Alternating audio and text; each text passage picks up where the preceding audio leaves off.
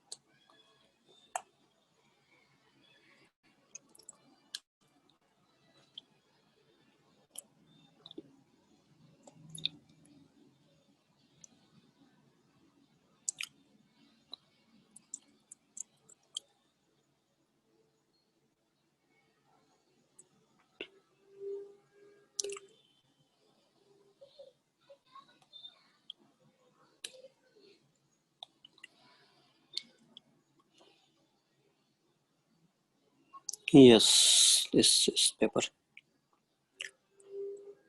Number of IC definition of mean enormous. Okay, question number 1. Number 2. Number 3. Number 4. 5. 6. 7. 8. 8. 9. In the given circuit shown, R is given, E1, E2 given, and DC and AC both. Switch is closed at T equal to 0 and remains closed for 14 minutes. Then the heat produced in the resistor is used to raise the temperature of this much water. What would be the final temperature in water in degree centigrade given the specific capacity is given? R is only present. Very simple problem. Then what these boys are doing really? I got E1 plus E2 is the net EMF. And unfortunately, it is just R only, no inductor, etc. Nothing is required.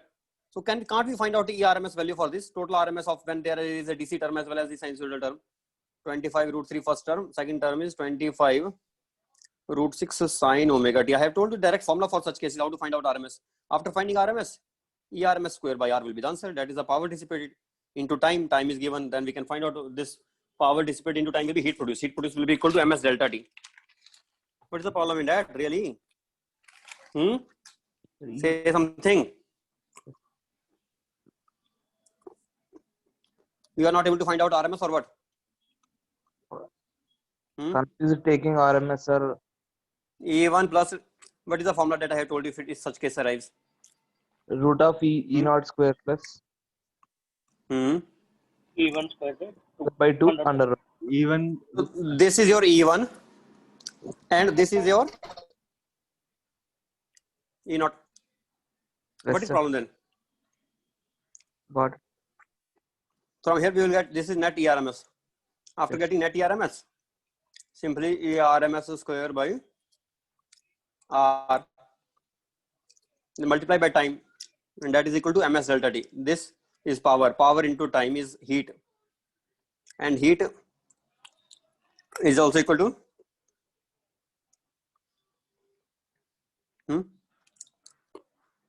getting Yes, sir. right. Next, be careful of the units, right? SI units, because this heat we will be getting in joules. So I have to write This also in joules. It will become 4200 joules per kg Kelvin. 4200 we will take S as. Mass is already in SI unit.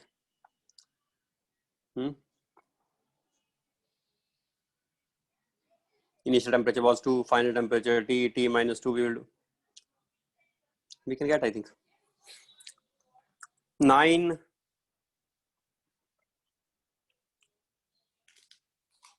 10, 11, 12.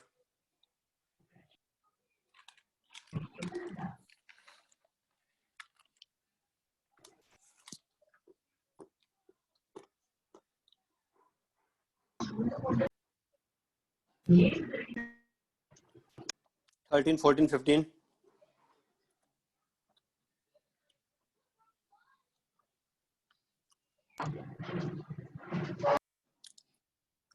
Sir, 16 Up once. to 16, sir. in AC circuit, box may contain an inductor and a capacitor. Okay. No, inductor or a capacitor. The voltage across is given. And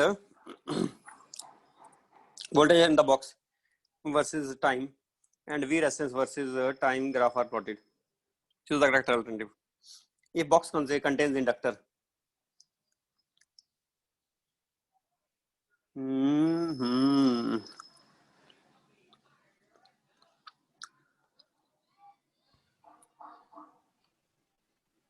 first of all,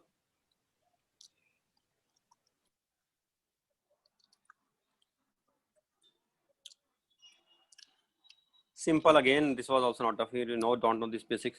V resistance. We know current will be lying across the I is real. So I into R will be giving us real voltage. So V in the resistance will be real in along I. But V in the inductance will be equal to I into J into omega L. So from I it will be here and VC will be here.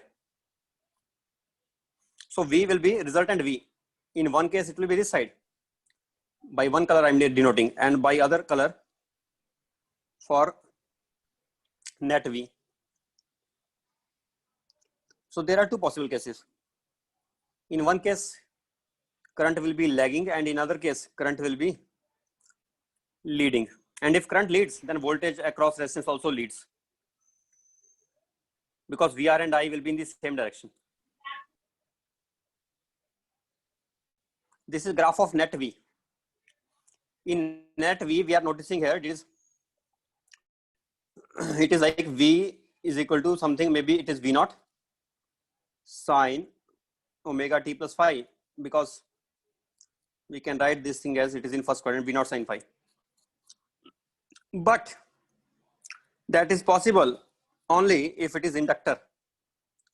Wait a second, if V resistance is if I assume like sinusoidal wave, if I assume V resistance to be like sinusoidal wave, and it is sine plus phi, it has omega t plus phi, and it is just sine omega t here. It is VR sine omega t. As compared to omega t, it is leading. And if it is leading, then this must be box containing inductor. This matches with this.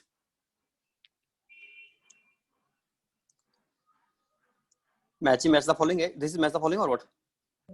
No, sir. Multi-option. Then what should I do? It's like I was thinking something else and it came out to be something. This is correct, but B is correct. Yes, sir. It is correct. Capacitor. If capacitor, then not possible, because it is possible for inductor. So not possible for capacitor. If box contains a capacitor, then I think D will be possible. Sir, Because option C, it is V resistance or not V capacitor. that's why it is not possible. If V net is leading in phase, if I give VC as VR, then V net will be leading in phase, which is not possible. So C is wrong. According to C option, According to C option, VR should be like this. How can VR be like this here? VC leads, it means V leads, we will not be leading, we will be lagging in case of VC there, in capacitance there. In case of capacitance existing in the circuit, then V will be lagging as compared to VR. But according to this V resistance versus time graph, net V must be leading if this C is right. So C must be wrong only. Okay.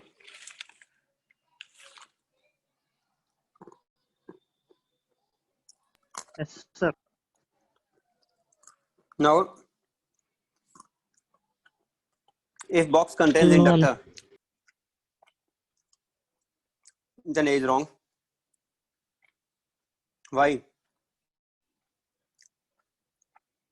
Let me check. Is it right or wrong? I think wrong only. Because if box contains inductor, then voltage across the box will be VL. And VL will be 90 minus phi ahead of V. VL will be 90. This VL is leading here. VL is leading as compared to V. Notice it. But so this graph cannot be possible for V. V box. V box means VL if it is inductor. Here V box means VC because it is capacitor. Lagging. So here as compared to V, VC is lagging by 90 minus phi. But this graph they are making for leading, so it is also wrong. I think B answer only. What is answer given? D, sir. One answer only. Yes, sir. B only, sir. B only given. Correct. Then right. Then correct Yes, only. sir. Any doubt? Anyone's having still some doubt or little confusion also pending? Then you please let me know. I want you to be master of such things. C option, sir. If the box contains capacitor, Resistance omega T only. see here. This is resistance. This is resistance. And this is net V for capacitance case. If this is VR, which is VR means what is the equation of VR here? VR equation will be sin omega t equation. And what is V equation given already in the question itself? V equation is sin omega t plus phi. So how is it possible for this phasor diagram? Tell me. VR is along, not possible. Yes, sir. First of all, you should be understanding that this equation is not sin omega t minus phi. This equation is sin omega t plus phi. Why? Because at t equal to 0, V is positive. V is positive. It is first quadrant. It is some first quadrant angle. Okay.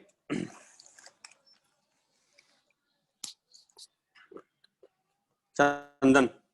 Yes, sir. Understood, sir. Any other doubt in this paper? Few question. Which Few one? question. 5. 5. Here. Coil with inductance cell.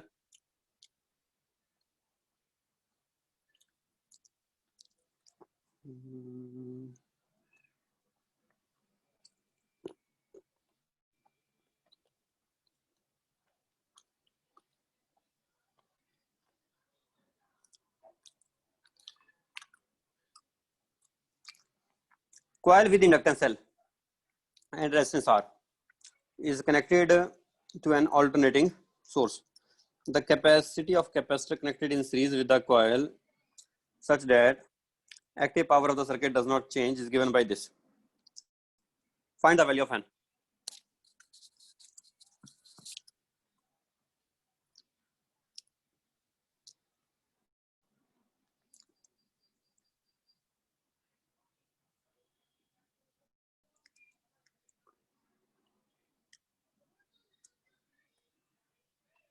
There is one possibility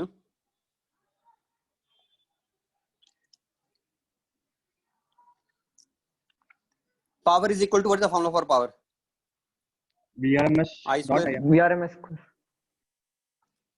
VRMS square divided by. Z square into R. So I can write IRMS square into R. I'm not changing R here. It means IRMS should not change.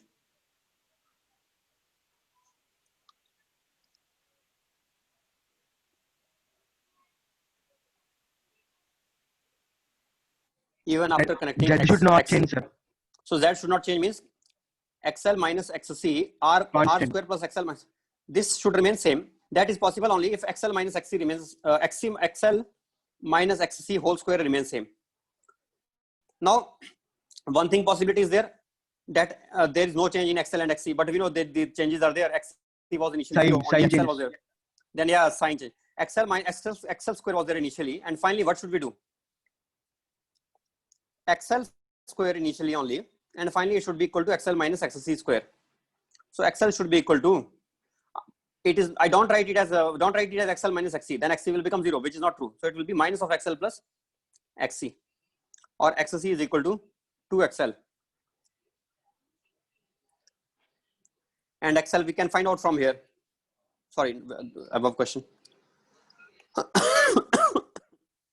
XL we know 2 omega L is equal to 1 by omega C. So we are getting C from here. Huh? Getting or not? Yes, sir. Right. Any other? For matchings, they gave -1, sir. For correct answer also. Which matching? Both matchings, what I kept in, they gave same answers, but they took -1. The voice is not clear.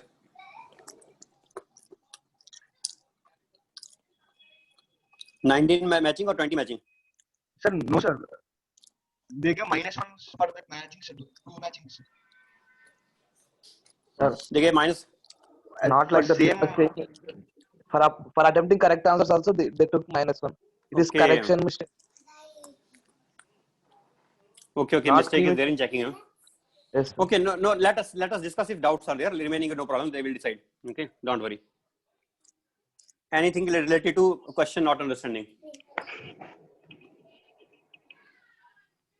Understood. So questions are understood so far. Huh?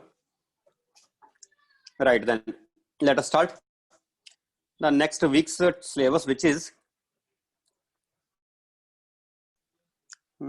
new topic again. So let's do it properly. Question number this 12th class. And I will prefer to keep all these.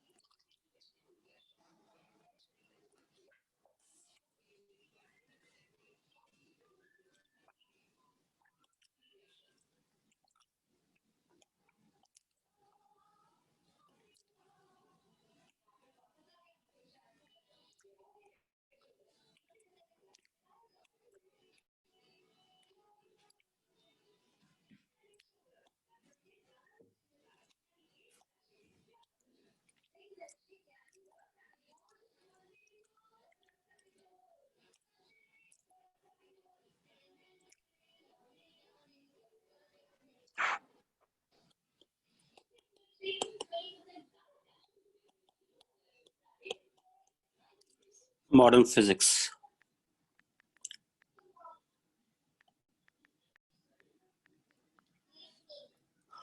So we start with dual nature.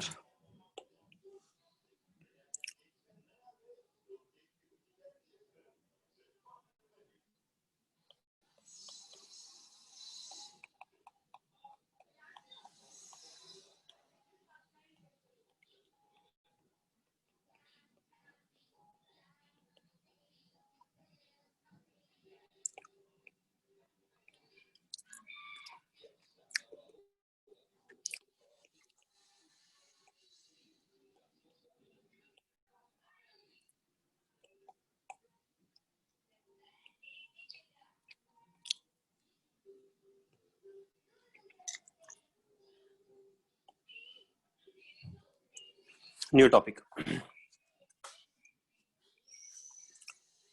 So, this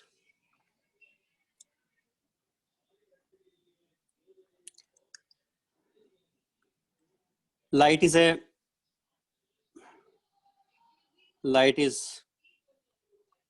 dual nature of matter and dual nature of light also, we can say, right? Can say matter or light. Light is wave as well as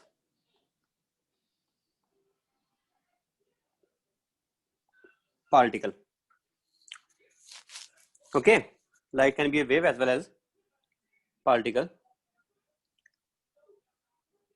And similarly,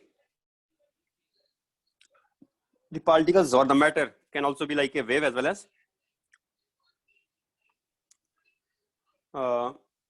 as it can be just matter only. But the matter can also act as a wave. Light can act as a particle and matter can act as a wave. This is the main thing. Dual nature of matter or dual nature of light. Light can act as a wave as well as particle. And similarly, particle can act as a wave. That is more difficult to digest, how the particle can act as a wave. But there are experiments which we have conducted by which we can be sure that yes, the particle also acts as a wave. I will come to some of those experiments, but I will start first this topic with maybe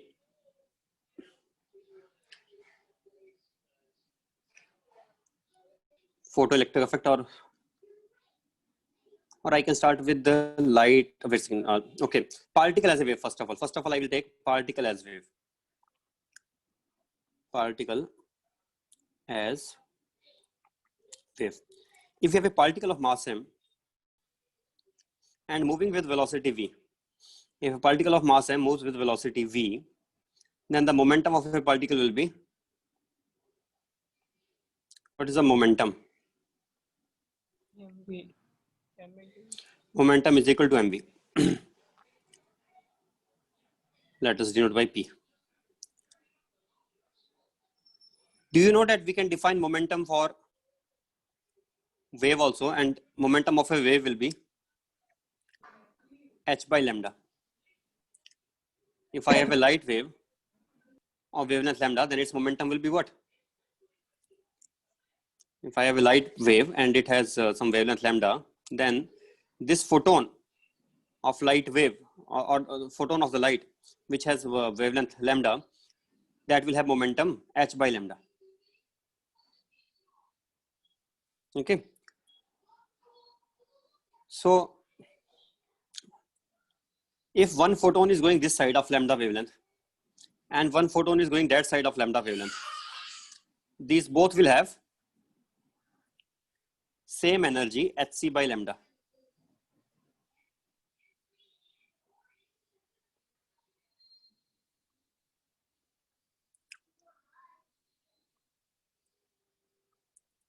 Momentum is this.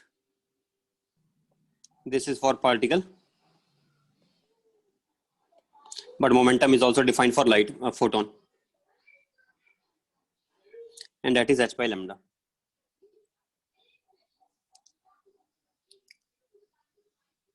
So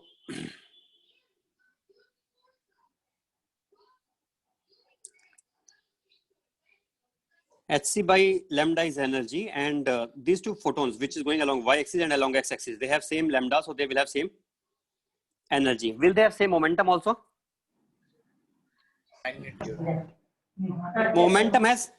Momentum is it should be same in magnitude as well as in direction. So momentum is not same. It has momentum h by lambda I cap, and it has momentum h by lambda j cap. So a photon of a single wavelength can have two different momenta if those are moving in different, if the two photons are there and having same wavelength, they can have different momenta if they are moving in different directions. But energy will be same only, because energy is just a scalar quantity. It does not depend on direction. This thing we should know, and we can write energy also as for the light photon, we can write it as P into C.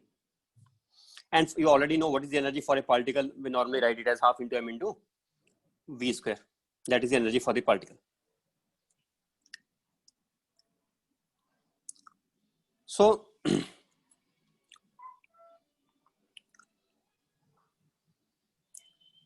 if a particle is moving with the velocity v, now let me tell. De Broglie thought that if photon can act as a particle and it can carry momentum, then a body which carries momentum, that can also act as a wave. If wave carries momentum, then the particle which has momentum, that may also be acting like wave. So he thought in this way that wavelength of the particle, if the wavelength of the photon, we know it is h upon p by this relation. But he thought, can we think if a particle is also moving of mass m and moving with some velocity v, can we say that thing for this thing for the particle also? Means if I say h by mv, can we say that is wavelength? Yes, we call this wavelength as De Broglie wavelength. De Broglie wavelength.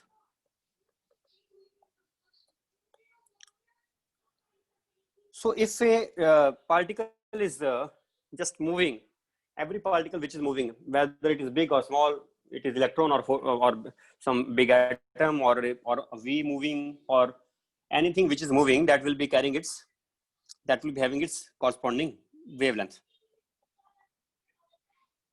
And that wavelength will be h upon mv. So for the time being, it appears that this wavelength is completely hypothetical construct, means it does not even make sense. It has no reality with the real wavelength. After all, when I throw a body, it does not even form ripples like this. It just moves in this space. So what this wavelength actually means, why do we even give it a wavelength? Why do we even call it a wavelength if it does not even look like wavelength, does not feel like wavelength, does not look like wavelength, and doesn't have any properties of the wavelength, it seems. Then why do we call it as wavelength? But okay, there is a reason, there is a fundamental reason behind it. You will understand it gradually when we will be coming to know about certain experiments, that what was the reason why he started calling it as wavelength and what advantage, where did it help him? It helped him in one place, at least. There are other places also where we use this idea, and we know it is a valid thing only. It just acts like a wave. What are the properties of the waves? Waves are something which can have constructive and destructive interference. Waves are something which can have constructive and destructive interference. Means if I throw a stream of particles having certain velocities, it means I'm throwing some particles having certain wavelengths. We can think like that. And when wavelengths will meet in such a way that the crest will meet trough, then there will be destructive interference. Means if I'm throwing particles from, do you know about this Young's double slit experiment? Yes, sir. Yes, So if sir. I throw some particles from one slit, and if I throw the particle stream from the other slit, slit 1, slit 2, and I have a screen here. In the screen, if they are able to show us interference pattern, then only we can conclusively say, then only, yes, maxima and minima, then only we can say it is a wave. So it will be very stupid thing to say that, okay, because light it has this formula, so I should apply this formula for mass also, which is moving with velocity v. So it will be completely a stupid thing to say. Until and unless somebody really does some experiment in which he throws some stream of electrons or some particles here, and here on the screen, he conducts the interference experiment, and he finds that where there is a constructive maxima or is constructive interference, or where we have maxima, there, as compared to single open slit, we end up obtaining more number of electrons in this space. Let us say these are the electron streams, electron particles which we are throwing. By making them accelerate, first we are making them accelerate through some potential difference. They will acquire energy, Q into V. We know Q into V will be equal to half mv square. So they will acquire some velocity. After attaining the velocity, they will be made to pass through the slits. And we will close one slit at a time. First we will open one slit only, and then the electrons will be passing through that slit. And we obtain such kind of pattern. Then electrons will be dispersed on the screen, somewhat like this. More number of electrons are directly in front of slit, less as we go away from that. Such kind of pattern we see. And similarly, when we open the lower slit, this is when we are opening the upper slit. then what kind of pattern we see? Then we see that here we obtain more number of electrons near the front of lower slit and less near the front of upper slit, and something like that we obtain. Means it is this graph I am indicating for intensity. This is like representing intensity. Assume it is the intensity or the number of particles, number of electrons received on the screen. We are, let us say, calculating that, and we are plotting the graph. This side representing intensity or number of electrons striking per unit time, and this is the screen. So if more number of electrons are striking here, then in this place, because the more number of electrons are striking, so here this graph has more peak. Understand? Think like this. This is the graph representing intensity. Is it okay? This is what we do normally. Same thing if we do for light. We know such things will happen there, but it will be surprising if such thing starts happening for electron. Especially, why is it surprising? Imagine there's a point here at a distance beta from here. Beta means the fringe width. You know how to find out the fringe width. You know that formula is Capital D lambda by D. D, you know, D, you can calculate D is here, and small d will be the distance between the slits. Distance between two slits. You can calculate. And how to calculate lambda for electron? I told you the method for calculating lambda for electron, that we can calculate by h upon delta x is Hc equal by to mv. How to calculate velocity of electron? That will calculate by EV. Energy yes, conversion. nobody sees electrons. Nobody knows with what speeds the electrons will be coming if they don't know the voltage difference. So they know there will be some like capacitor plate or something will be there in between, the electrons will be made to accelerate. So we know precisely that with what potential difference we are making them to accelerate. So we know what energy we have given. And once we know what energy we have given, then we know what is the momentum given, mv given. So from here we can, means we are certain what momentum we are providing. Once we are certain what momentum we are providing, we are conducting this experiment, and we are finding something surprising, that at a distance beta, when one single slit is open, then at a distance beta we obtain some electrons. At a distance beta from this slit, we were obtaining some electrons here. That is, it is S1, and it is from above it is d minus beta distance, and from below it is beta distance.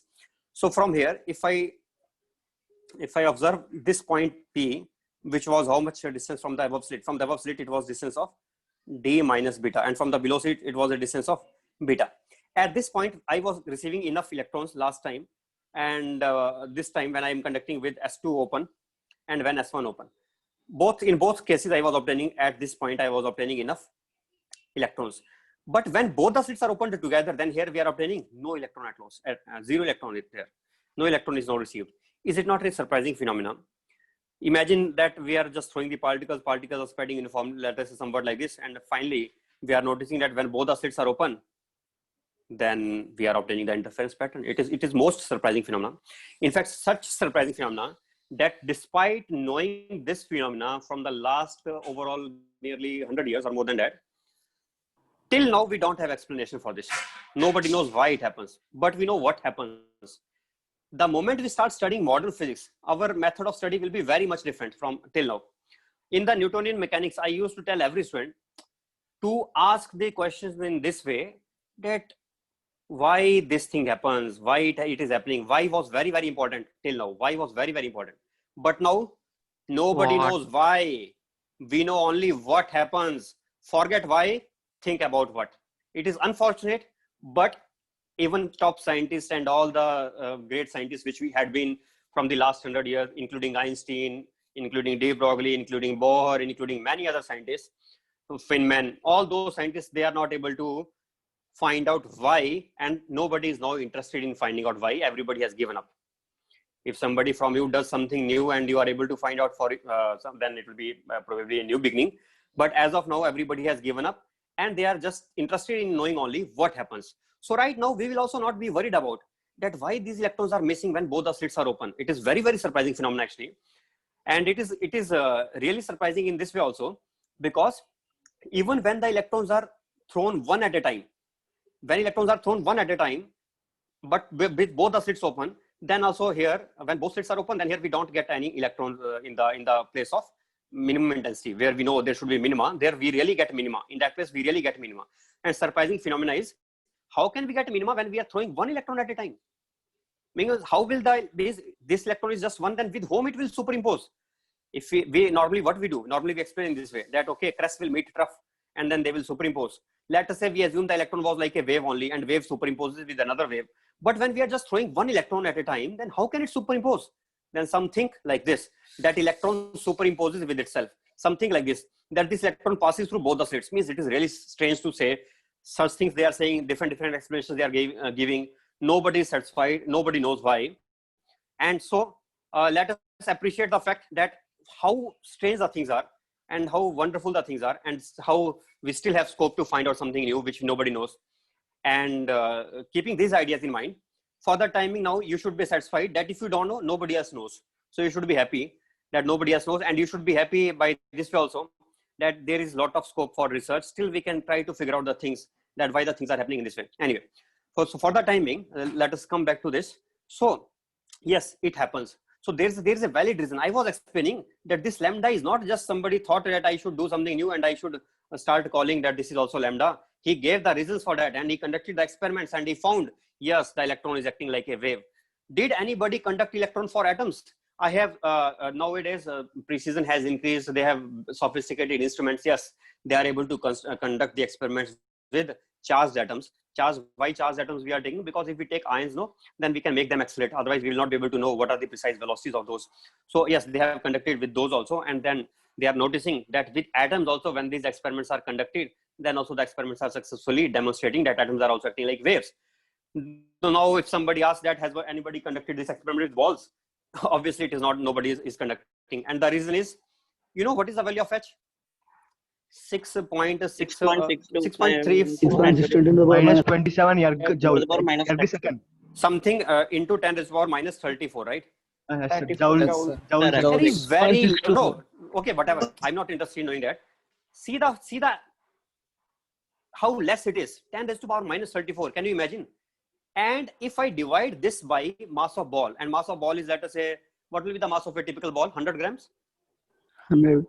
Let us say 0.1 kg. Let us say 0.1 kg. And velocity of the ball, with what velocity will throw? If you throw with 10 meters per second, then what is it? 0.1 into 10? 1. Then what will be the wavelength which you will be obtaining? 10 to the power minus 30.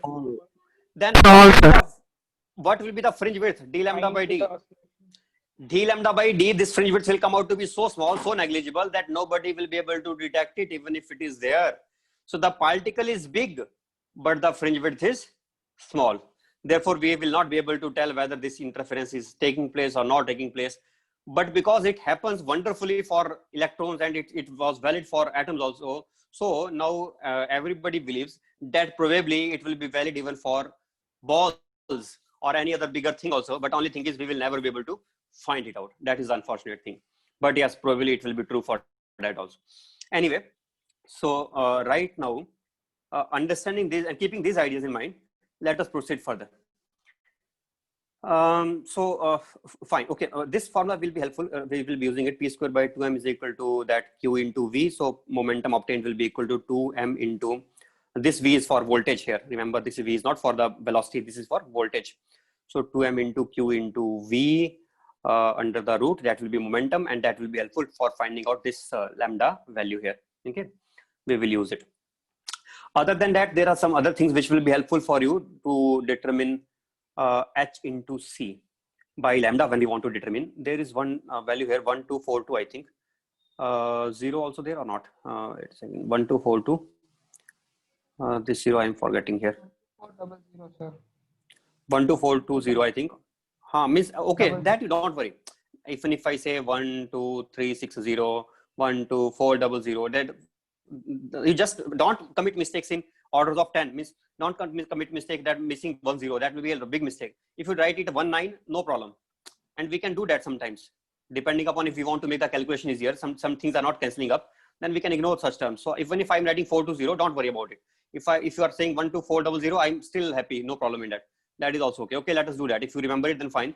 12400 divided by this is called as electron volt into nanometer, I think, or angstrom. Armstrong.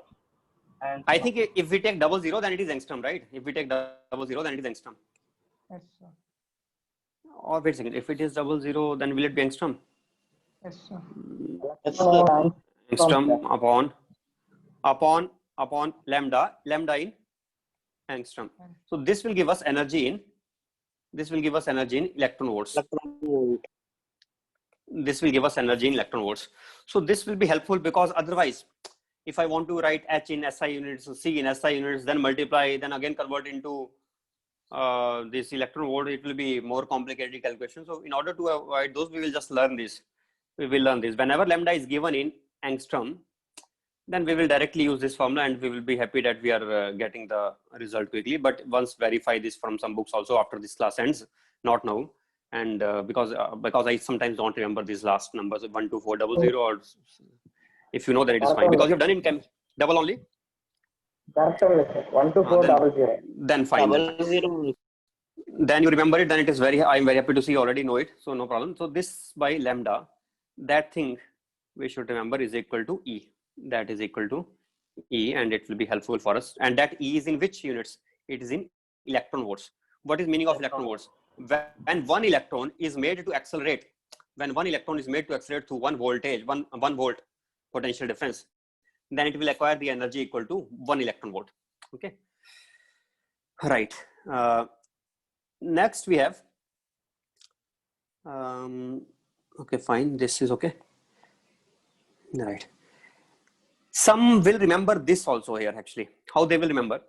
Because, for example, I want to write, let us say somebody is asking me to find out lambda, and I want to find out lambda, and I ended up getting this thing here. Lambda is equal to H divided by 2 into mass into kinetic something Q into V. Then see, it is no kinetic energy for the charged particle which is accelerated through potential V. Normally I will write in this way. So for that I am telling. So they will again see so much calculation involved. Q, I have to write mass of electron and H value. So there are certain well-defined some constants. Those constants we will remember. And then we will write just K upon root V. That K value will depend on which particle we are taking. Is it alpha particle? One value will be for alpha, that we can write as K alpha, and one value will be for electron, that we will write as K for electron upon root V. So we will remember these values of, if it is electron, then what will be the value of Ke, and what will be the constant value for alpha. I think that I don't remember again, but I will check it from some places, and then I will tell you, I will let you know, or maybe I will calculate it. We can calculate also. But yes, for example, I'm giving you this tip. I don't have to write examinations. I'm not even worried to know, but although I should have done it before, I think so, but I forgot to see this before. Anyway, one I think comes out to be 1.01 something. I remember somewhat, but not sure, so I cannot tell you to write it down. I will tell you tomorrow, no problem. And these are important, but for you to remember. For me, it is not important. I'm not going to write the examination. For you, it will be much helpful, because if you have to solve the question and it will be taking a lot of time in doing the calculations, you will avoid your calculations. You already remember the this Ke, K alpha values, and you can get the answers very fast. So I recommend you to remember this. Anyway, after that, we were discussing this, okay, de Broglie wave, right? This has one more place. So I gave you the enough explanation that why it acts as a wave. And in one more place, in Bohr's orbit also, but I think Bohr's orbit I will discuss next week. So let us leave it for the timing. And now I will start with one more formula I will take for lambda, and then I will leave it here.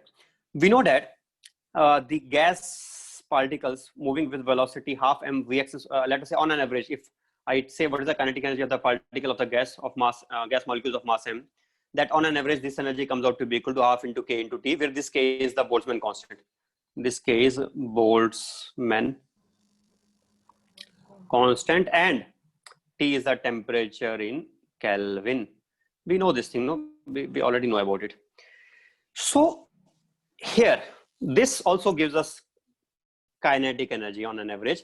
So if somebody is asking you that what is the wavelength of a gas particle which is moving with certain speed, or which on an average the temperature of the gas is T, then what is the wavelength? Although this is a stupid question, because if temperature is T does not mean that every particle in that will have speed Vx. We know that, I think you know that it is just RMS speed, which will be RMS speed will be VRMS. That will also be somewhat different, but we can say Vx is like RMS speed along x-axis.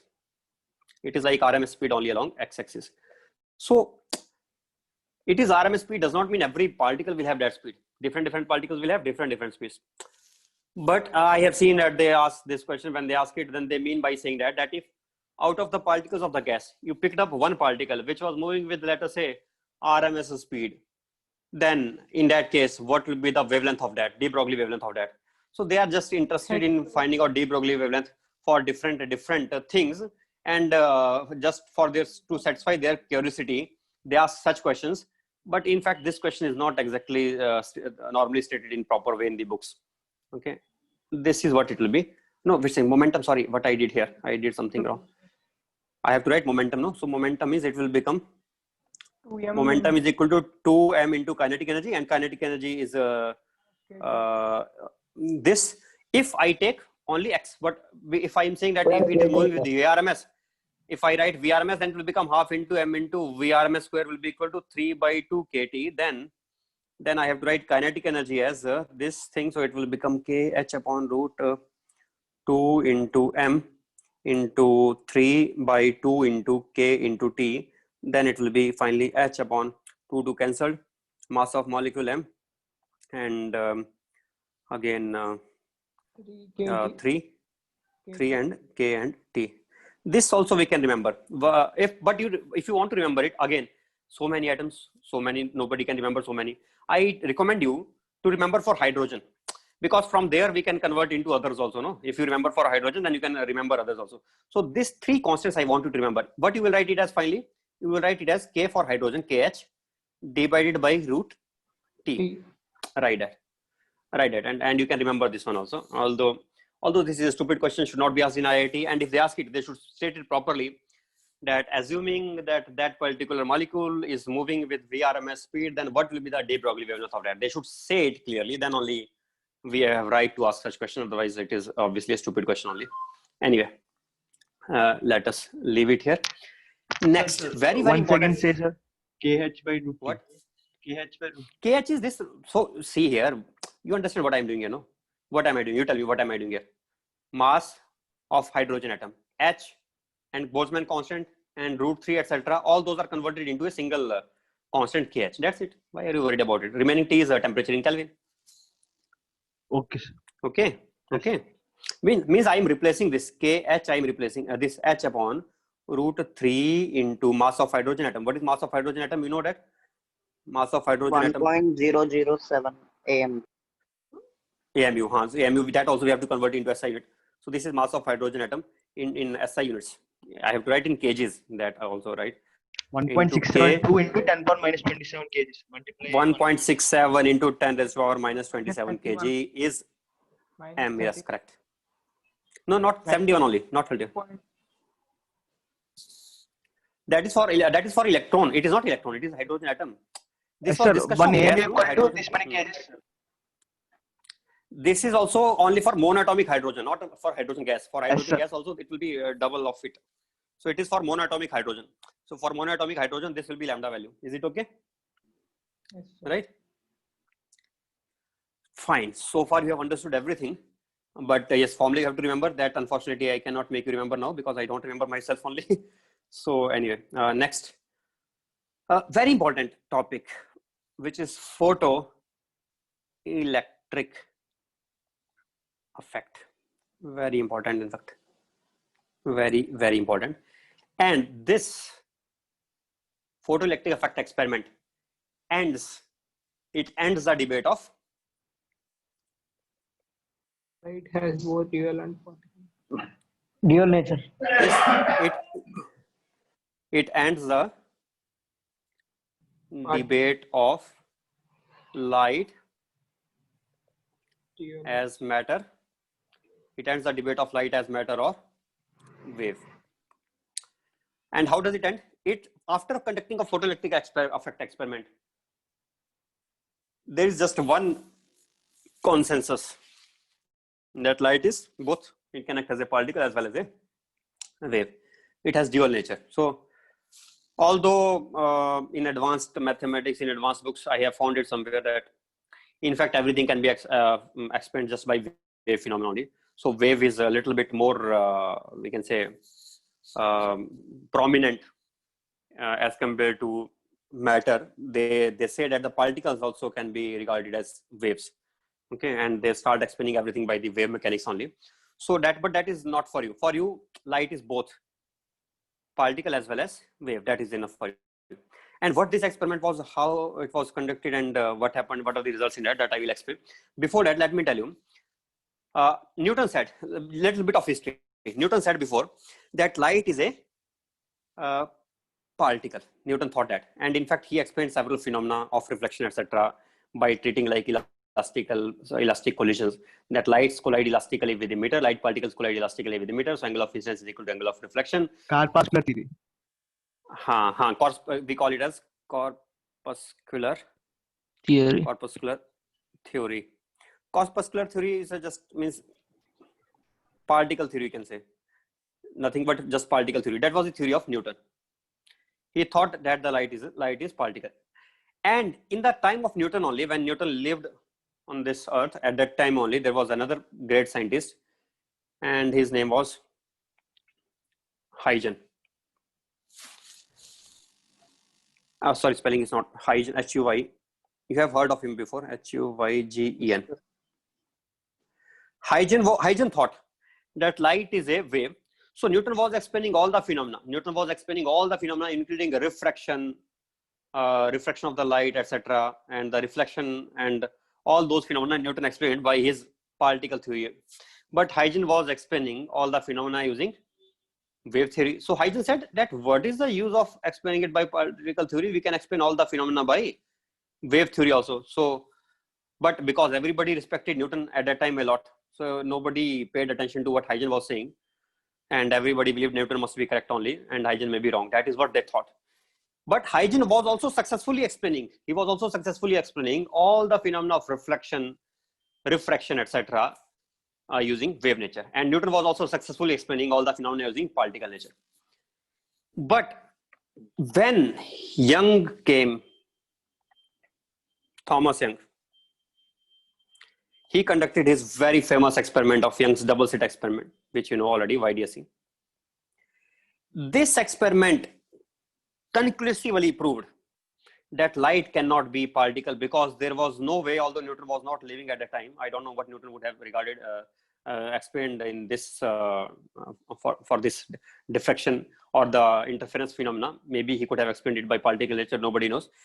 But we cannot explain it. Actually, we cannot explain this phenomena easily by particle nature, and nobody explains it by particle nature, but we can explain this phenomena very easily by treating the light as wave. So YDSE experiment was conclusively telling us that light has to be a wave. That's why we are getting the dark and the bright fringes on the screen.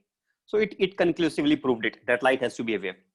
And then they started remembering Huygens, that Huygens was right, but nobody listened to him at that time because of being overshadowed by somebody like Newton. If he is existing at that time, then who will listen to Huygens? So poor Huygens, nobody listened to him, but he was right. He was right. Okay. So, but again, then came our new experiment, which is photoelectric effect experiment, which was conducted in the beginning of 1900s. So at that time, when this experiment was conducted, 1900 or maybe 1800, in the last of 19th century or in the beginning of 20th century, I don't remember exactly, but somewhere at that time it was conducted anyway. But this phenomena was this experiment was, nobody was able to explain it. Everybody believed light to be particle by that time, and nobody was able to explain this. Everybody believed light to be wave by that time, because now they start, after YDSE, everybody started believing light to be a wave. But nobody was able to explain the photoelectric effect by wave nature of light. Einstein came to the rescue.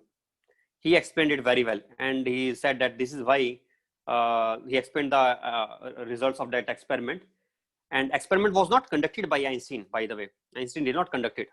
Experiment was conducted by somebody else. Who was that guy? I don't remember his name. Experiment was conducted by somebody else, but Einstein just explained the phenomena, and he wonderfully explained it. And as a result, he got his Nobel Prize also for his photoelectric effect. He said so many important other things like special theory of relativity, general theory of relativity, and his contribution towards quantum physics was also so much big contribution he had. And not only that, Brownian motion and viscosity and so many things he explained. Means we cannot even, he has a lot of contribution really in several fields in advanced level. The way you hear the name of Newton in this level, in basic level, 11th class, that much you will hear in advanced level if you study of Einstein, because he had really lot of contribution in so many places.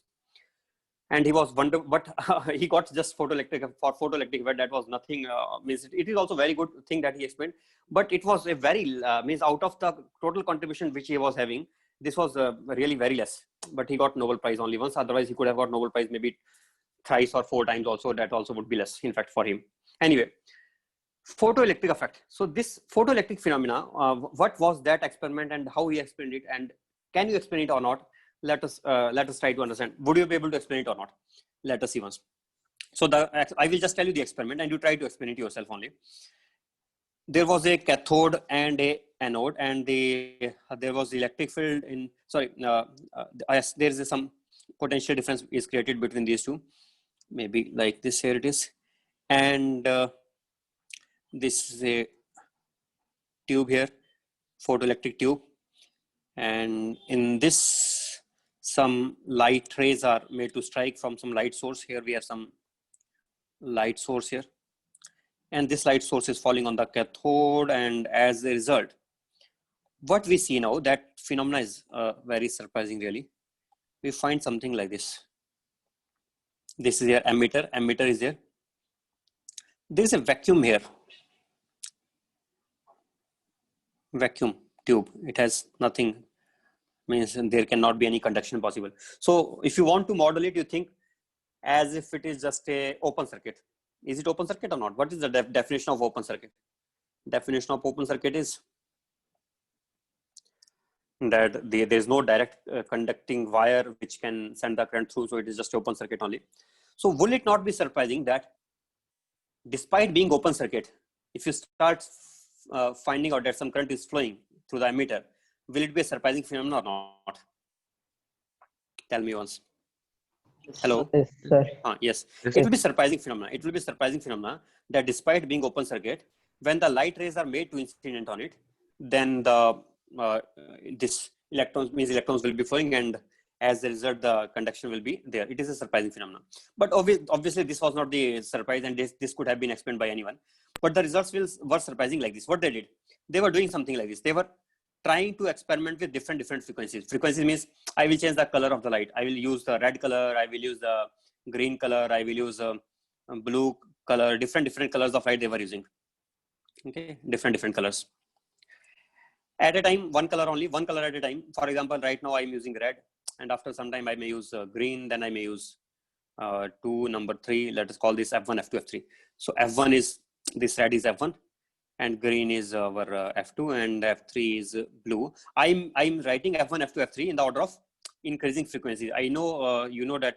I think you know that how the frequency increases as we move from red to blue. You know that or not? Vibgyor. Vibgyor.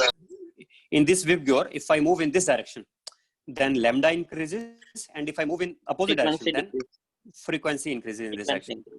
Okay. So if you know this, then you can tell that which has more frequency, which has less frequency. So F1 is lesser than F2, and F2 is lesser than F3. Now, in this experiment, they were observing here what they were doing. What else they were doing? They were conducting this experiment by doing all the possible things, maybe by changing the distance between the plates, maybe by changing the voltage here. They had control over voltage. They had control over the colors of the lights which they are sending. Monochromatic lights they were using, only single wavelength. And other than that, they had control over the metal which they can use here, this cathode plate.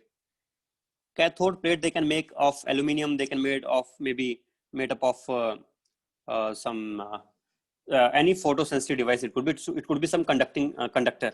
Okay, it could be some conductor. It should be some photosensitive device. Photosensitive means which is sensitive towards the photons.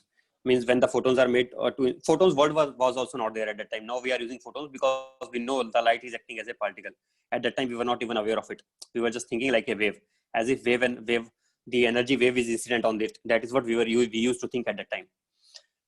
So anyway, this is made to incident on it, and we notice this thing that as we are and we have power also. We have control over power. Power can be increased. For example, I can use the 10 watt bulb, or I can use 100 watt bulb, or I can use 1000 watt bulb, or I can use 1 milliwatt bulb. I have the control over power or not. Power of the bulb can be changed. I'm not saying color only can be changed. We can change the power of the bulb and we can change the color of the bulb. So if I change the color means I'm changing the frequency. If I'm changing the power, then I'm not changing the frequency, same frequency, but with more energy. We can say it has more energy, more intensity it has, right? That is what they were doing. So what they found something like this.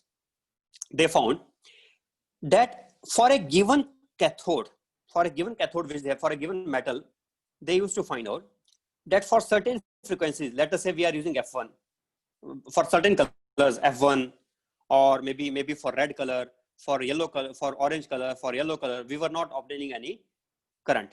Then they thought that maybe we can obtain current if we increase the power. They started increasing the power from milliwatt to watt to 100 watt to 1000 watt also. But then also they found, despite making light of such a high power incident on this cathode, still we were not getting any current. Then they tried something new. We were not getting current by these wavelengths. They changed the wavelength and they started using green color. When they used the green color, they found that the current is flowing. And then they thought that will it be flowing if I use very less intensity of the light? And they were surprised that even if by a very less intensity also, we were still getting the current flowing in this circuit. Even by very less intensity, means by very less power, I should say. By bulb of a power of 1 milliwatt or by a bulb of power less than 1 milliwatt also, we were getting the current. That was surprising. Means for the red light, we were using very high power also. For the green light, power is less, then also current is flowing. So what is happening actually? What is happening? They were surprised by this. Then they started using blue light. For blue light also, they found same thing. Even if I am using very less power for blue light and very less power for the green light, current is still flowing. They started with indigo, violet, and then they are saying that now for any other color which has higher frequency than this yellow, orange, and red, they were observing that the current flows in the circuit. The current flows means the electrons, it means we're moving from cathode to anode and the current was flowing. So that was a surprising phenomenon, obviously, right? So then they conducted some other experiment. So, okay, so have you understood what were the results of experiment? For certain, up to certain frequency, we were not pure. Up to certain frequency, when frequencies were less than certain frequency, let us call that frequency as F0. When F was less than F0, no current, whatever power may be, whatever the power may be, or whatever the intensity may be, whatever power or intensity of light, whatever power or intensity, power of the source, power of the light source and intensity of light, we can say. They did not find any current. And then when the F becomes greater than F0 or equal to F0, then the currents, then there is a current. Current starts flowing. Current flows. This is one phenomenon which they observed. Okay, this was one thing. Second, then they thought, okay, and this, see, whatever the power, no current, whatever the power, and whatever the voltage applied. They may think like this. Normally, what we think more voltage means more current, tendency to make the current flow more will be there, right? So they were observing that no current, whatever intensity of the light you give and whatever voltage you give here, but then also no current. This was surprising phenomena. And then the current starts flowing. And now they are observing that this current, although it flows, but this current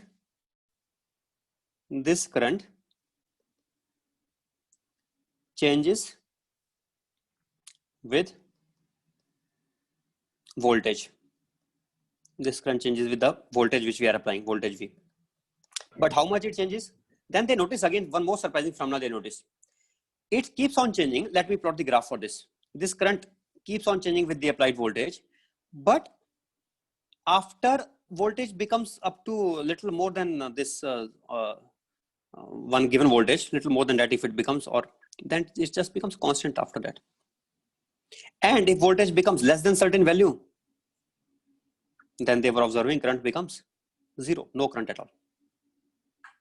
Again, this thing they obtained. This is called as, this current which we are observing here, we call it as photocurrent. Photocurrent means because it is due to the photons. Okay, now we call it as photocurrent. So this because it is not going beyond a particular value, so we call it as saturation current. Saturation means it is now maximum possible value, it cannot increase beyond that. Saturation, this is saturation current. The peak current possible in this, maximum current possible in this is called as saturation current.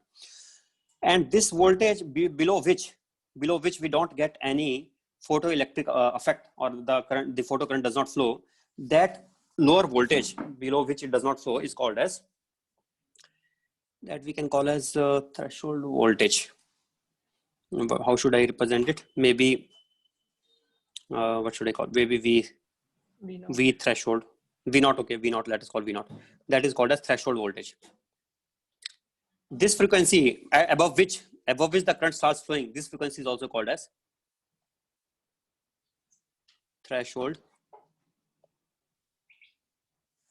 frequency. And this voltage, I think we call it cutoff also, cutoff voltage.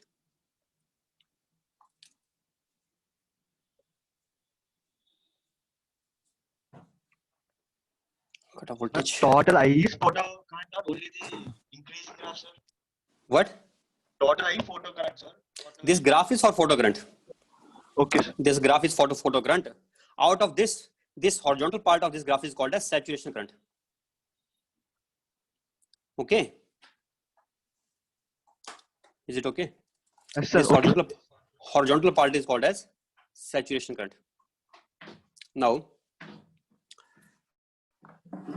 this voltage, the threshold voltage above which the current starts flowing, this voltage is of interest for us, and this threshold frequency is of interest for us.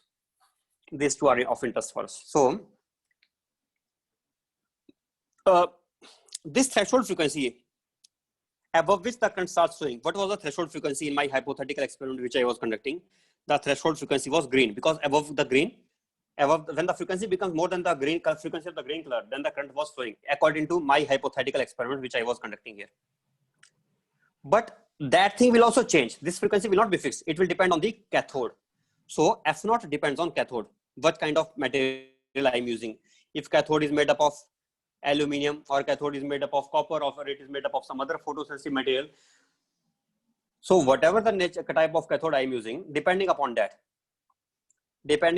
I will be getting the different values of the threshold frequency. So again, a new thing, that the threshold frequency depends on threshold frequency F0, that depends on the nature of metal used at cathode. Right. Okay. This is what we are noticing. And how V0 depends on what? V0 depends on Yes. this V0, the threshold, this voltage above which, below which the current does. If I first of all, what kind of voltage I should give in order for the current to stop? I know the electrons are going in this direction. If electrons are going in this direction and I want to stop the electrons, then the voltage should not be in the direction which I have shown. The voltage should be a positive. Cathode should become positive, and the anode should become negative. So the field will be opposing the electrons. This positive will attract the electron back. So this cell will not be having a voltage of this type here. So therefore, I should say the polarity should be reversed. Therefore, I am here representing it by negative sign here. Means it is less than 0. I'm saying, just because I have to reverse the polarity as compared to what I'm showing here. I have to reverse the polarity. Then only when the voltage I reverse first of all, and I start increasing in the negative direction, then I notice that when the voltage becomes V0, then the photoelectric current just completely stops. It completely stops. And what we notice, that V0 depends on frequency of incident light. It depends on the frequency of incident light. And Also it depends on the nature of metal.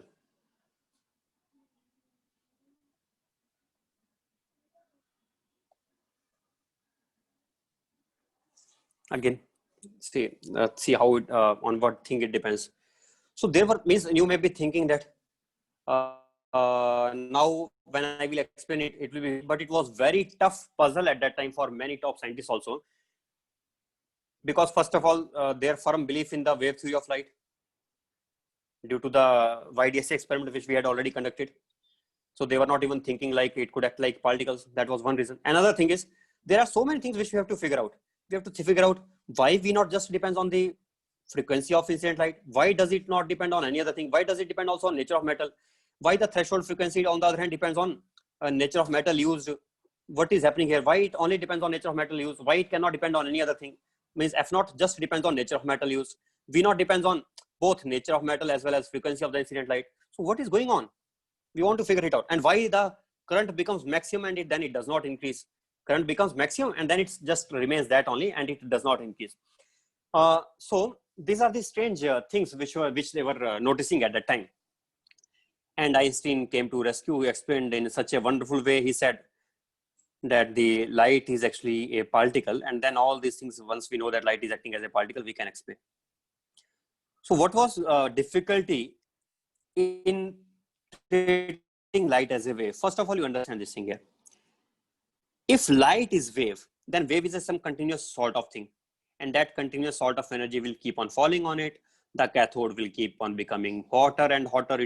It will keep on gaining energy, and as it gains sufficient energy, the electrons will be coming out. Is it true or not?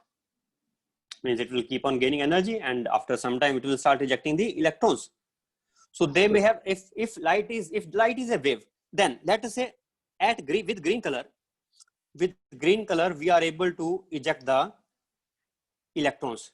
Then they may think that if I use the yellow color light and I increase the power of that light, then it will receive more energy. And if it receives more energy, then it should be able to emit the light even for yellow color also. Is it true or not? Yes, sir. Because, but just it will be a matter of time. For the green, if I'm assuming first, if light is a wave, and it is being absorbed by, and it is the cathode is absorbing that light wave, and it is getting heated up maybe, and as a result of getting heated up, it gives energy to the electrons, and the electrons are getting ejected. If that thing happens for green, why will it not happen for yellow? Then it will happen for yellow. It may be taking more time for yellow because yellow wave has, let us say, less energy. It may be taking more, but moreover, yellow I can make the yellow wave of more energy by changing the power of the light source. And power of light source, we have the switch, we have the control over the power of the light source. So I can use the power of the light source in such a way that I will use the light of lesser wavelength, but I will make its power more. And if power is more, then energy given will be more. If energy given is more, then I'm expecting that it should result in more photoelectric current. But that is not happening. If the frequency is less than F naught, whatever you do, give more power, increase the voltage, etc., then also the current does not flow. Really surprising phenomenon. And when it becomes more than the threshold frequency, then even if power is less also, very less power, 1 milliwatt only, or even lesser than that also, 0.1 milliwatt, then also the current starts flowing. And not only that, let us say I have switch here, and now I switched it on. Just now only I switched it on. The moment I switched it on, at that moment only the current starts flowing here, and I will see the reading obtained in ammeter. This is also one more surprising phenomenon. Let us say I want to give energy to cathode. Don't you think it should take some time? First, it will gain some energy. And after gaining energy, when enough energy it has obtained, then only the electrons will start emitting out. How can it happen in one instant only? I switch on the light and the current starts coming here. That is even more surprising phenomenon for them, not for us. I will explain it very easily because now we know everything now because Einstein has already told us. But at that time, it was very, very surprising phenomenon. We were not able to explain, because if it is really a wave and it is like continuous kind of thing, which is continuously giving the energy, then that continuous energy means, what is the difference in the wave and the particle nature? Difference is this, that if wave is continuous, then energy received will be in a continuous fashion. Continuously, it will be absorbing slowly and it will be heating up. But on the other hand, if it is a particle, then light will be in quanta. Quanta means in packets of energy. When one, like marbles, let us say I have marbles here and I am hitting one marble here. So when one marble will strike with another marble, it will make it jump out from that. If it is a small hole, and from here I'm means hitting the marble, and one marble is striking the other marble, it will come out of the hole. So it is something like that. It is something like that. So the electrons are like particles, like marbles, which are in the hole, and the photons which are striking those are acting like marbles, hitting those marbles electrons inside. And one photon can interact with one electron only. That is also one thing. One photon cannot interact with multiple electrons. One photon will interact with one electron only at a time. And if one photon is able to successfully make the electron eject, then it will happen obviously instantaneously only, because one photon strikes, then at that time only electron will start flowing. We can explain this. We can explain if light is having not continuous like wave, but it is like a particle, then we can explain it so easily. Okay. Now, let us try to explain other things also. For example, once we start, okay, now wait a second. Let me go to okay. What do you expect now? Okay, now let us start treating light as a particle. And once we treat light as a particle, then it means when we are switching on the light, the photons of the light particle, these photons here like this, these are incident on it, and these are making the electrons come out. Now I'm not saying that if there are 5 photons incident, then 5 electrons will come out. Not like that. There is something called as quantum efficiency. What we call something as quantum efficiency. Depending upon efficiency, sometimes efficiency may be as small as 0.001. Whatever they give you, if they say assume efficiency to be 100%, then take efficiency to be 1, or take it to be in percentage 100%. Depends on what examiner is giving you data.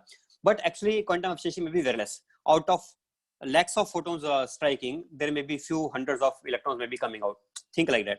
So it is not like one photon striking and one electron coming out at the time only. Some photons may just lose their energy inside, but they may not be colliding with the electrons in such a way so that the electrons may come out. Or some photons may collide with the electrons. They may provide they may provide energy to the electron, but at that electron may collide with other atoms inside only, and then they may not come out.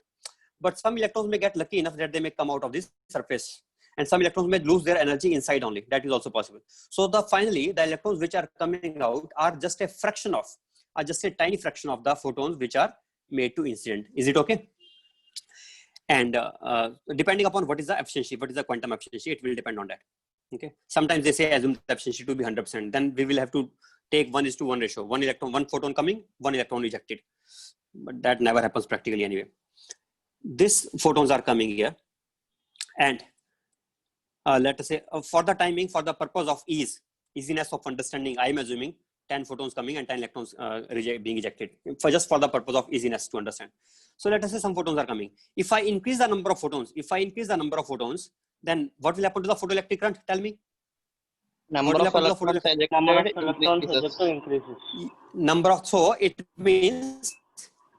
means I can increase the saturation current. I can increase current by changing the intensity of light. So this saturation current depends on intensity of light. If light is less intense, if light has less intensity, then current will be less. Unfortunately, I have to use I. What should I do now here? I think I can write I small I as current and capital I as intensity.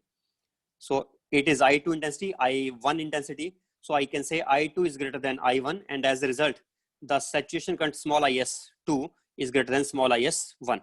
Means the saturation current, the maximum current that photo current can be there, that will change.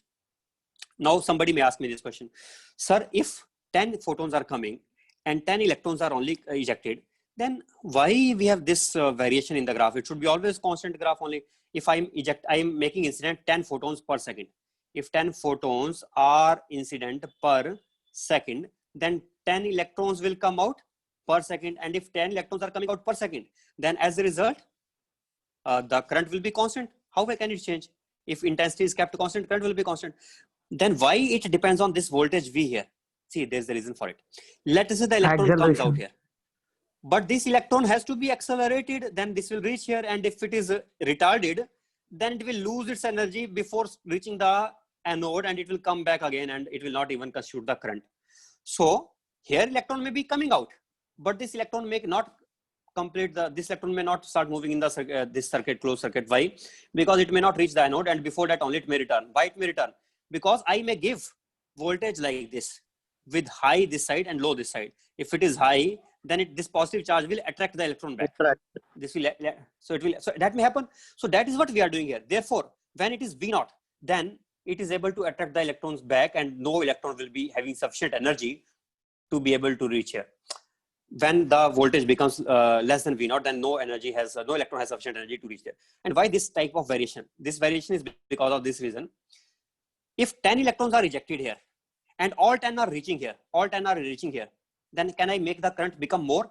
10 photons were incident per unit time, 10 electrons are ejected, and all 10 are reaching here. Can I increase it now? Can I make the current become more? I cannot make the current become more without changing the intensity of the light only. If I make 10 photons incident, then just by changing the voltage now, I cannot make here more than 10 electrons come. Can I make more than 10 electrons come here? Not possible, right? It is not possible. 10 are made to incident and 10 are only coming. Then definitely the current is full. I cannot make it more even by increasing the voltage. And that is also one more surprising phenomena. What we expect normally, V is equal to IR, more voltage, more current. See, all these things are failing. More voltage, but current constant. Voltage is increasing, but current constant. And it is because this current does not depend on the same phenomena which we used to explain the current flowing through the resistance. It is something else. Here it is vacuum in between. In fact, it has infinite resistance because it is vacuum only. So it is not because of that reason. Okay. So here the reason is that 10 photons were made to incident per unit time, and or maybe, okay, think like this. Let us say 1 lakh photons are made to incident per unit time, and the efficiency is 1%. 1% efficiency, then out of 1 lakh photons, how many will be constituting the current? 1% efficiency means 1000. And those 1000 are already reaching here. If 1000 are already reaching here, can I make 1001 reach there per unit time? Not possible now. Not possible. So current is already full. When this current becomes full and it cannot increase beyond that, then we call that current as saturation current. Now you keep on increasing the voltage, but the current is maximum already. It cannot increase. And if you want to increase it, then only one possibility. You have to change the intensity of the light. That light, the power of the bulb, you have to change. If the bulb is of 1 milliwatt power, I was writing here bulb of certain power 1 milliwatt, and I change it into 2 milliwatt, then as a result, power is increased. I think you know that intensity is equal to power per unit area. You know that or not? If you don't know, you should know it. Yes, sir. Intensity is power per unit area. I will explain this intensity again properly in more detail. I will explain it. But for the time, you just remember it as power per unit area. Power incident per unit area. So if the power of the bulb is becoming more, then power incident will also become automatically more. Power incident will become more. And if power incident is becoming more, then we can say the photons incident will become more. Photons incident are becoming more. Electrons ejected will become more. Electrons ejected becoming more. Then saturation current will become more. So yes, I can increase the saturation current. But how will I increase the saturation current? By voltage or by changing intensity? Say again, by changing Intensity of light. by changing voltage, I will increase. Intensity. By changing intensity, yes, by changing intensity, or by changing power because power is related to this. By changing the power of the source. Another way is also there. What is the other way to change intensity? Intensity means what Change the intensity of the metal. light is falling here. No. How can I change the intensity of light by changing the metal? Really, Pritam, what did you just say? No, Really, sir. tell me. You are Not saying changing change. intensity, sir. I am saying how To can we change change the current, sir. intensity? No, I want to change intensity only first. But How to change the bringing the intensity? bulb Intensity nearer. means Increasing area. yes, very good, Bringing very the good, bulb very nearer. good, very. This guy now he said right. Bring the bulb nearer. For example, if bulb is let us say very far away from us, then the intensity of light which we will be receiving will be less.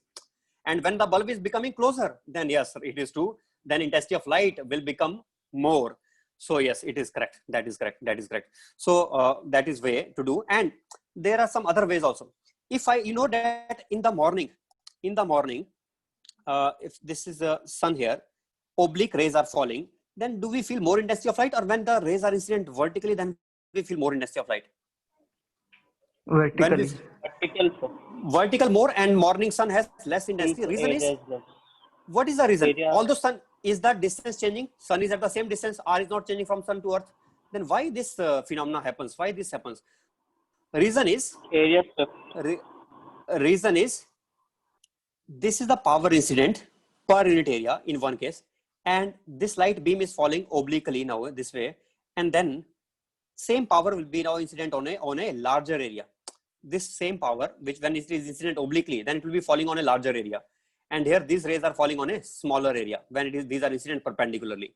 So as the area in the denominator is increasing, on which that power is made incident. So this is not the power of the bulb actually. This is the power incident on an area upon area. Power incident on an area upon area. It is power of bulb, maybe else, something else. It is power incident on the cathode plate. So maybe we can make the power incident more. How can we make the power incident more? By bringing the bulb closer, we can make the power incident more. When power becomes more, intensity becomes more. Or we can make the intensity more by this area I will make perpendicular to this, means I will make it normally incident. If I make the angle in such a way that it is incident perpendicularly, then also the intensity will become more. Okay, this ways we are having to change intensity. Anyway, all these will matter, and because of all this we can control the saturation current. So I think you are able to understand how this graph works. How to change V0? Can we change V0? Okay, now I will explain you something. What happens here in metals? We have minimum possible energy of the photon should be there, by which the electron can be ejected. Why that minimum possible energy of the photon is required? Reason is, do you know something called as Attractions between ionization? positive metal Attraction between positively charged metal atoms. Ionization Electrons. enthalpy. Ionization means if I have a positively charged atom and around it some electron is there which is revolving around it, and I made some photon incident on this electron, and the electron can be coming out, then this atom will become ionized. But in order to make the electron go out, I should give it sufficient energy. I should give sufficient energy so that it is able to overcome the force of nuclear attraction. Means it is like saying that I should give the electron enough energy so that it is able to go up to infinity. But this ionization energy is somewhat slightly different from work function. I will explain something what is work function first of all. Let me write down something what is called as work function. Work function here. Work function is minimum energy required to eject a loosely held electron, eject an electron simply, eject an electron from metal surface. What is the minimum energy required to eject an electron from the metal surface? That is called as work function. So it is somewhat related to ionization energy, but not actually ionization energy. Reason is, in ionization energy, only one nucleus is holding this electron. But in case of metal, this entire metal, even if the electron is here, this electron may be bound to not only one nucleus. This may be bound to several. It may be heavy. It may be feeling the force of attraction because of several nuclei of this. And I think if you know the electron C model of the metal, have you heard of it? Electron C model, in which Yes, sir. the kernel means the positively charged nuclei, those are treated separately, and the free electrons are treated separately. And those free electrons are not only bonded to just one kernel, but those are bonded to overall the metal, but not to just one particular atom. These are not bound to one particular atom. Photoelectrons. So no, not photoelectrons. What are you even talking about? I mean to say that in a conductor, the electrons are free to move. Although the electrons are free to move and they can easily go from one nucleus to the other nucleus, but it does not mean that they are free to move outside the metal also. So there is still some force of attraction, but that force of attraction on the electron is not just because of its own parent nucleus. There is no such parent nucleus for this. The valence electrons of the conduction, the valence electrons in the conductor are free to move anywhere. So they are not bound to one particular atom. Is it okay? They are not bound to one particular atom. They are free to move within the material of the conductor. But it does not mean that they don't feel any force because of the positive charge on the conductor. They feel the force, and as a result, they are not able to come out of the metal. They can move freely within the metal, but they cannot come out of the metal. Okay. Right? Yes, sir. Okay, fine. Next, minimum energy required to eject the electron from the metal surface is work function. So when we give the photon of energy hc by lambda, or we can call it as hf, when this is the energy of the photon, then hf minus phi, the work function, will be the energy with which the electron will come out. That will be the kinetic energy of the electron. And this kinetic energy of the electron should become 0 up to before reaching the anode. And if it becomes 0, and we call it in fact kmax, that is the maximum possible kinetic energy of the electron. Why maximum possible? Because sometimes the electron may lose energy within the material and then it may come out with lesser energy. So it is the maximum possible that electron can have. If some electrons was just already at the surface, it does not lose any energy inside, and the photon incident it was hit by photon in such a way, then the electron which was already most loosely held, which was just outside only, that will be gaining the maximum possible kinetic energy. And in which direction it gains, that also we don't know. This direction, it may be gaining in some direction, but it gains anyway. Idea is, this electron also I have to stop. How will I be able to stop it? I will be able to stop it if this loses the kinetic energy and it converts it into potential energy before reaching the anode.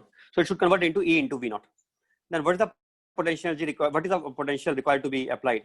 That will become Kmax upon E, or I can say it is HF minus phi upon E, or I can simply write EV naught here only. EV naught is equal to HF minus phi. So are we getting that voltage required? That voltage at which the threshold voltage above which the threshold voltage. Explain how HF minus phi equal to Kmax. Threshold voltage is the voltage, minimum voltage above which the photoelectric effect starts. Let's call this, let us define this threshold voltage. The threshold voltage V naught, it is the minimum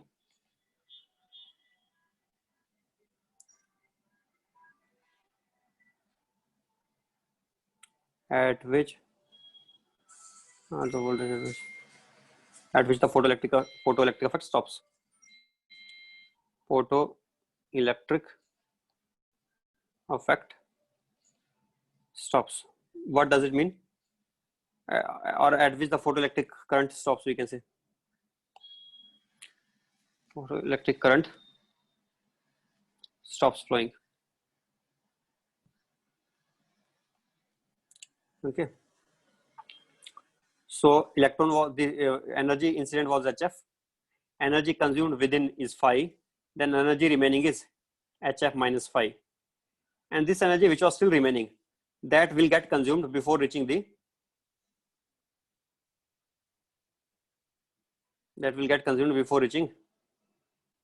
anode. Why? Because this positive potential here will attract the electrons back, and this electrons will lose energy up to this. And when they lose energy here, then this energy is converted into complete potential energy. Kinetic energy becomes 0. Therefore, I am able to write Kmax becomes equal to EV naught. Kmax was, when was it Kmax? That kinetic energy was when it just came out. But when it reaches here, it becomes 0. Because it loses energy in this process. Okay. You got it or not? Right. So minimum voltage at which the photoelectric current stops flowing is called as threshold voltage. This thing you see once, they call threshold or cutoff. I'm not remembering it properly. Maybe cutoff or threshold, but I'm using these terms interchangeably. But in the book, we can see whether it is threshold, they call threshold or cutoff. Okay. Anyway, this is the phenomena. So we are able to explain this one graph at least, that why for different indices we are getting different saturation currents, but why this cutoff voltage remains same, why this voltage does not change. This voltage always remains same only, depending upon if what can make it change. It can be changed only by changing F or by changing the work function. Work function means by changing the metal. F means by changing the frequency of the incident light. But as long as F and phi remain same, then this V naught will remain same. Okay. Understood or not? Sir, Yes, sir. E V0, sir. K max equal to. At reaching anode.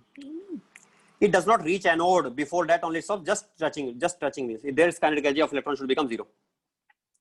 So definitely if it becomes 0, then yes, it is E V0 is equal to that only. What is the problem in that? Why are you not able to get along with this idea? What is E into V0 meaning? You are not understanding that E into V0 is just like mgh potential energy. As this is going from here to here, the kinetic energy is decreasing, potential energy is increasing, and this potential energy is Q into V. Okay, sir. For example, when we project a particle upwards, gravity is acting downwards, but this velocity will decrease, and when it reaches the highest point, there the potential energy becomes maximum and kinetic energy becomes 0. Something like that is happening here. Yes. Yes, But sir. here their formula is mgh. Their formula is mgh. Here formula is qv. E V0. Yes. Yes, sir. Q means Q is E here, so E V0. Yes, sir. Yes, sir. Understood. Okay. Yes. Right. Next, what we have after this threshold voltage, or next we have threshold voltage, work function, threshold frequency, intensity, saturation current, right? And these things are explained. We have, okay, we can plot the graph for this also if you want. What graph you want to plot here? With F, what will be the graph of V with F? You can see it is linear graph. You can see. If I want to plot the graph of V0 with F, it will be just linear graph only because it is directly proportional to F. So this graph also we can plot. But before doing that, let me explain from HCV now. It will be better because I'm not able to draw these proper graphs here. I'm drawing right graphs only, but it will be better diagram there. Let me check once. Where is it? 11th, 12th class. Shankar was HCV. testing. What was testing? Shankar he was asking some doubt in chat. Don't ask in chat. I don't see the chats. Tell me what is this doubt. He was asking what happens if V greater than the threshold voltage. V greater than in the negative side or means what do you mean by saying that? Let me go to that graph again. I understood what he's saying. I think he's asking what nothing happens. What is the problem really? Why are you worried if it is greater? Okay, where was that bottom physics here? I know what he's saying. If already V is, see, if V is even, if V is here, let us say this is the voltage which we are applying here, this voltage. Means it is sign wise opposite, okay, and magnitude wise more than V0. You are talking about that only, I think so. Then it will lose its energy even before reaching there. Then it will come from here only. It will return from here only. But in this also the current will not flow. V0 is that limiting value when it is just able to reach here, and here its kinetic energy becomes 0. But if it is already more than V0 and also this kind of potential, V greater than V0, but this kind means this side positive and this side negative. If it is that, then before going there, already it will lose energy before that only. That is what it happens here. So, understood or not? Shiv Shankar, understood? Shiv Shankar.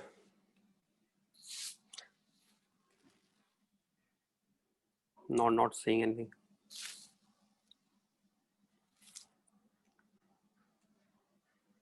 Saying yes, sir. He's saying yes, Okay. sir. You don't have mic, Okay, it then. seems, sir. Okay, no problem then. Let us continue.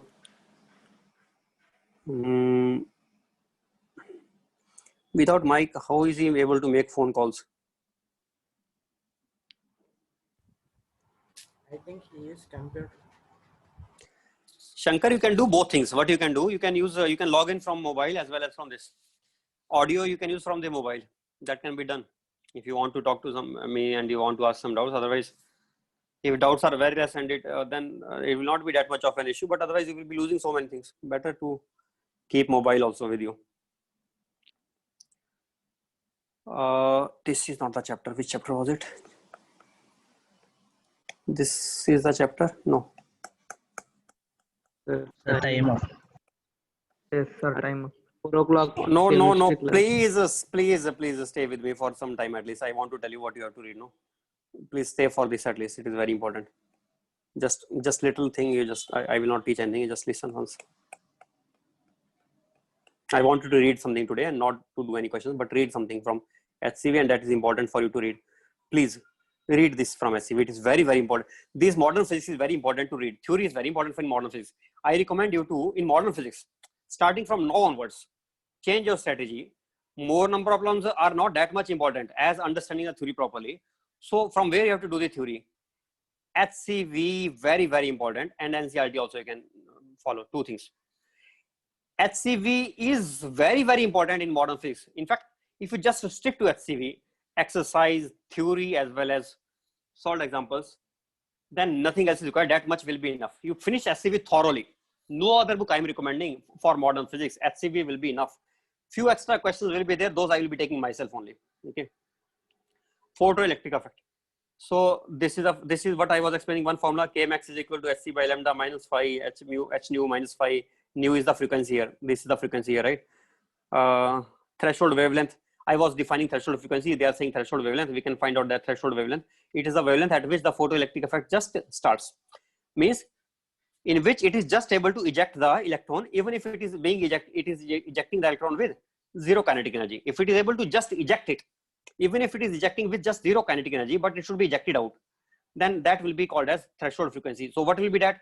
Make it equal to 0. Then we get h f naught minus phi is equal to 0. So f naught will become, what is that frequency? It will become phi upon h. F naught will become phi upon h. They are finding threshold wavelength. So that will be hc upon phi. Simple. Similarly, this is okay. This thing. Okay. Just read it, please. It is very important for you to read it. And I explained which graph? I explained this graph, and this graph I did not explain, but it comes from the formula directly formula based. EV, what was that? EV is equal to H into C by lambda minus HC by lambda naught. You may not have heard of it. You may have heard this HC by lambda minus phi, but phi we can call as HC by lambda naught, where lambda naught is a Threshold wavelength. So then I can write in that form also. Threshold wavelength, sorry, yes, I'm not threshold. So I can write in that form also. So you just read its theory, you can understand it. Everything I know, you can definitely understand it. If you have just listened to the class and after that you read the theory, you will find everything understanding here. Up to last, you will understand everything, I can bet you. But it is very important for you to read it properly. As far as the problems are concerned, especially these here, I will explain tomorrow. Don't start doing this, okay? But you just today, you read theory only. Enough. Let us end it here.